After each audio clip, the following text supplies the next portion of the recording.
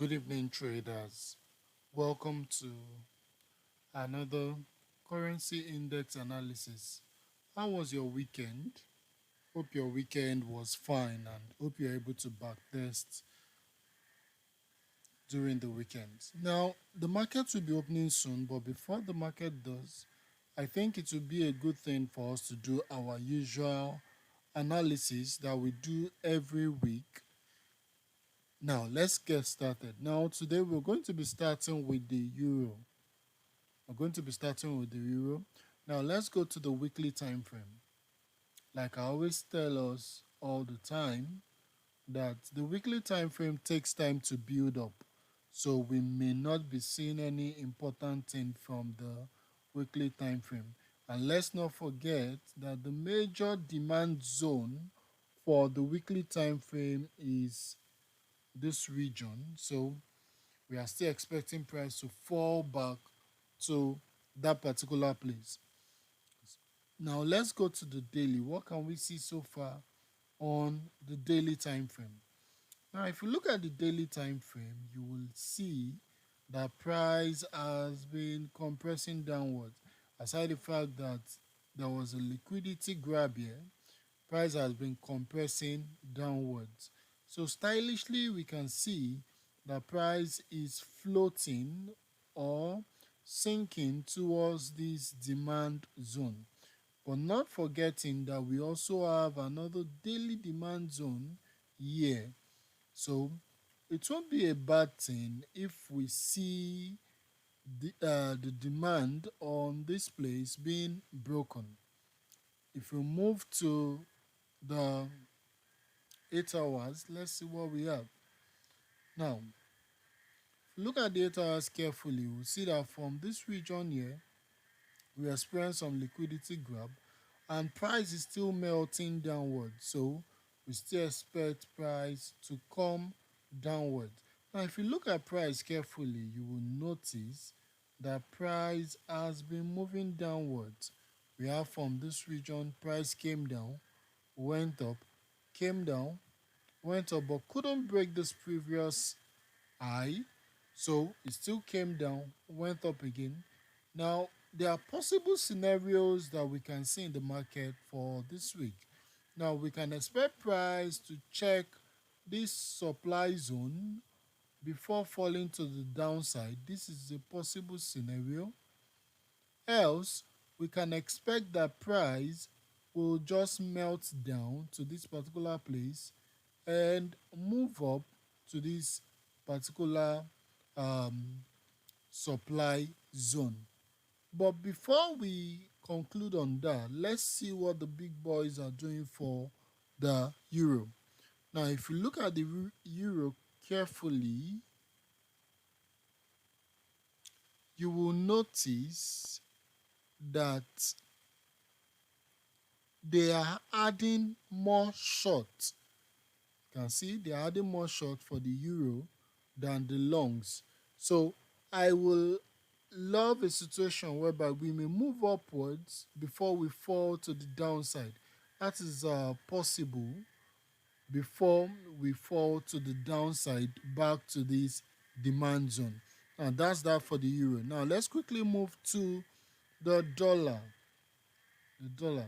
Now if you look at dollar for over some time now, you will notice that dollar has been gaining momentum to the upside. And let's not forget that the major supply zone is this point, which we are expecting price to tap in before we see a continuation to the downside. It is very much possible. Now, if we go to the daily time frame, you notice that price is very close to the weekly demand supply zone, I mean. So what do we expect? It is possible that price may move upwards to tap perfectly into the supply zone before dropping to the downside. This is possible. Maybe coming to tap um, this demand zone or this demand zone right here. Coming to tap this demand zone right here. Now let's quickly go to the 4-hour time frame.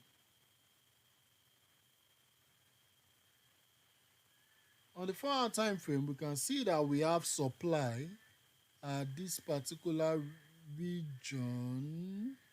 We have supply at this particular region. So we may expect that price will come into the supply before falling to the downside. But why am I saying that? Now, if we look at the dollar index, you will notice that they've added, what's it called? They've added more longs than shorts. So since they've added short so far, and the dollar has been moving upwards, I would not be shocked to see a reaction at one of these supply zone before price may fall to this demand zone or fall to the weekly supply zone. Now, any of these is very much possible. Now, let's go to the GBP. Now, what can we say about the pound? If you go to the weekly time frame, like I always say, the weekly time frame, it takes time to build, so you don't expect price to get there quickly, and you start trading off the weekly time frame. Though sometimes price may do that, but not in this case. Now, if you look at the weekly time frame, we can see that we have weekly supply at this region, and price so far broke to the upside at this particular point. So we may expect some continuation to the upside looking at the weekly time frame. Now, if we go to the daily time frame, what can we see? Now, we can see a demand zone at this point, and you will see that price missed this place narrowly. Also, if you look at carefully, you will notice that price broke this high with some candles here, then moving to the downside. So what do we expect to see? We may like to see a continuation to the upside, but price may not just continue to the upside. We may see it trading this low before moving to the upside. Now let's see what the 4 hour has in store for us.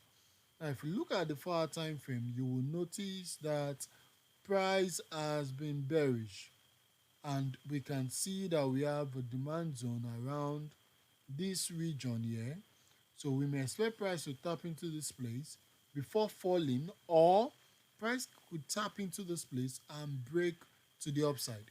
But let's see what the big boys are doing when it comes to the pound, not the dollar, GBP. Now, if you notice, you notice that GBP, there's more of short positions than long. So this could mean that we could come to the upside before falling downwards to this demand zone that has not yet been perfectly tapped into. So we could go to the upside, form some liquidity, then fall to the downside. Now let us look at the CHF, the Swiss franc.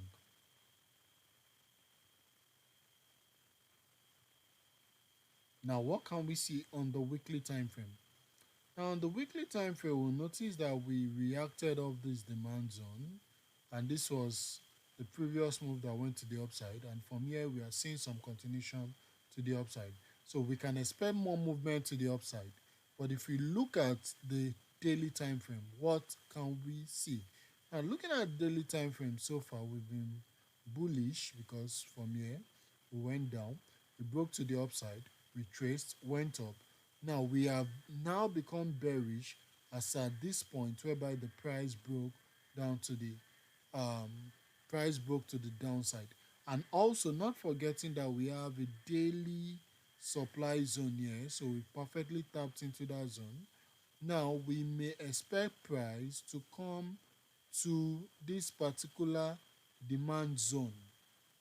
Price may later fall to this particular demand zone. Now let's go to the 4 hour to see what's happening over there.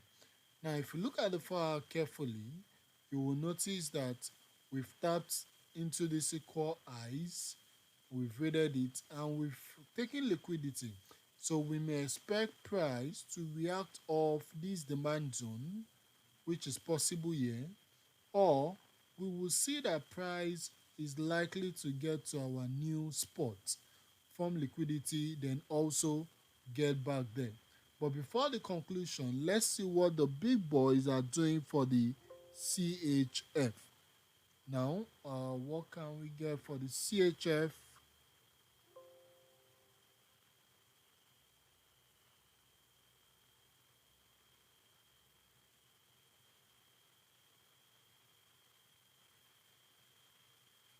Okay, now on the CHF, we will notice that we have more of shorts than longs. So what does that tell us? And that tells us that after a liquidity grab like this, we may see some movement to the downside. Then, after the movement to the downside, at this region still continue to fall or pull downwards, but we may form structure as similar as this, something to the downside, upside, downside, upside, until we get to this possible zone. That is very, very much possible for the CHF. Now let's quickly go to the JPY, the Japanese yen.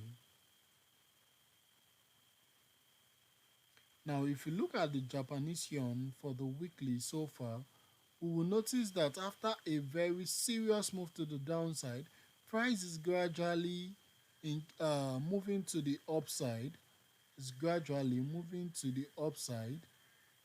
It's moving to the upside gradually before we hit a crucial point of supply over here. Then we may be able to see some price falling to the downside, or we may see that price will break through. Now that's for the weekly. Now what can we see for the daily? Now if you look at the daily so far, you see that there's a liquidity grab here and price went down, creating equal lows. So what do I expect as I'm seeing equal lows? I won't be shocked if I can see price tap into this downward part of Japanese yen, or price tapping to this region and then moving to the upside. Now, if we move to the 4 hour, what can we see? Now, on the 4 hour time frame, you can see things that are similar to what we see as usual. Now, this was where the previous break to the upside happened, and then we moved downwards. Now we've been having a choppy price action. So now that we have tapped into this major demand zone, I will love to see price moving to the upside from this region, creating another higher high that is higher than this particular pair. Now let's go to the, okay, before we do that, let's quickly check what the JPY is saying according to the commitment of traders. Now, if you look at the JPY so far, we will notice that they have closed 3,000 short. Now, what does that signify? Now, that signifies that we are likely to see more movement to the upside for the JPY for this week. Now, let's quickly move to the next pair. Now, the next pair we'll be checking is the CAD, the Canadian dollar. Now, if you look at the weekly time frame for the Canadian dollar, what can we see? Now, we'll notice that this was the previous place where there was a break of structure to the upside. So we see that price is gradually moving to the upside before we come down to fill this um, demand zone. So price has moved to the upside. Now on the daily, what can we see? Now if you look at the daily carefully, we'll notice that it's like we are seeing a break in market structure, and supply at this region should or might be respected. Now when supply is respected at that region, what do we expect? Now we expect to see price coming to the downside, just like some peers did last week. Now, if price can come to the downside, that will be a good one for us. But before then, let's check the 4 hour. What is the 4 hour time frame saying? Now, as we can see, we'll notice that the 4 hour is already to the upside. But that doesn't mean that we cannot get price coming down. Now, there are possible reversal zones which will start from here, and also this particular place which may serve as a reversal point for our trades.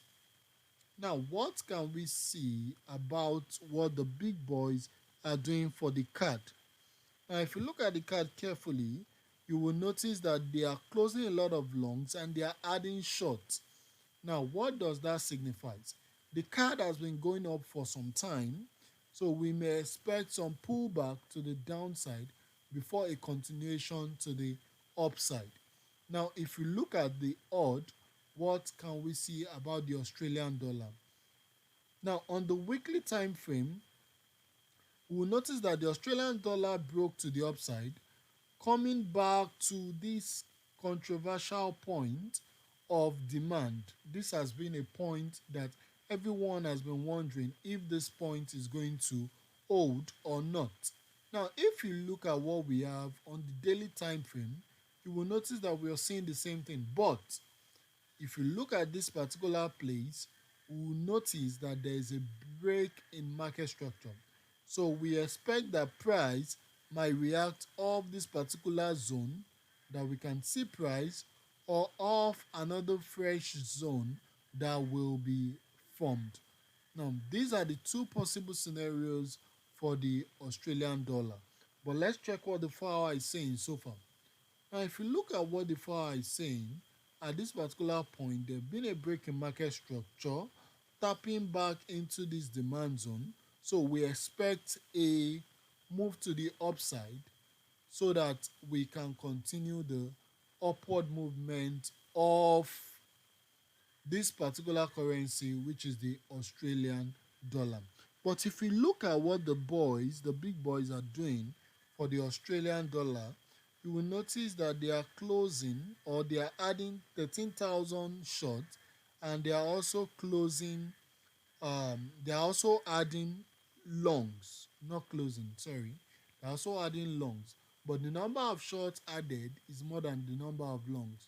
So I will not be surprised if I see that the odd continues to flow to the downside. Now, that is because of liquidity on.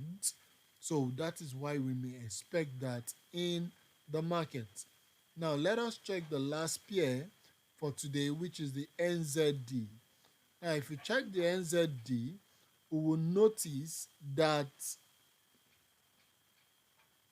price has been bullish so far, has been going up, but you will notice that we are doing some forms of retracement to this particular part, which is our weekly supply, or which is our weekly demand zone. Now let's go to the daily. What can we see on the daily?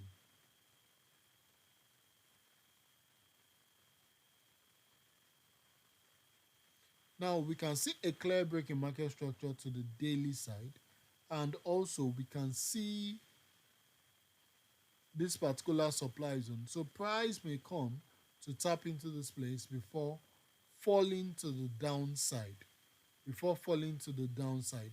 And when we are falling to the downside, we may be targeting this particular place to see what price will do as a result of reaction.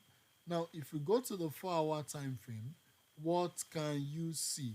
Now, you will notice that price has been coming downwards, and we've gotten to this particular demand zone, which I doubt if it's going to hold. But also, if you look at it carefully, we have been able to wick all these candles that are coming down, been able to wick across it. Now, let us go to the COT data, which is where we'll see what the big boys are doing about the currency market. Now, if you look at NZD, what can we find? Now, if you look at the NZD so far, you will notice that longs have been added and short have also been added. Now, but you will notice that we are having more of longs than short. So, what are the possible scenarios?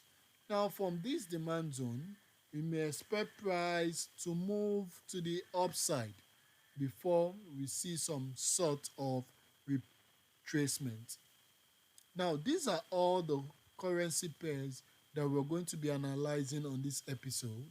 Now, if you enjoy my forex analysis on indexes of the currency we trade in the forex market, kindly share with someone. It will do you no harm. And also subscribe to my YouTube channel and watch this video. It's very important. It will boost and enable and empower your trading career. Till we meet again next week, make sure that you're successful and consistent in your profit while you trade. Thank you.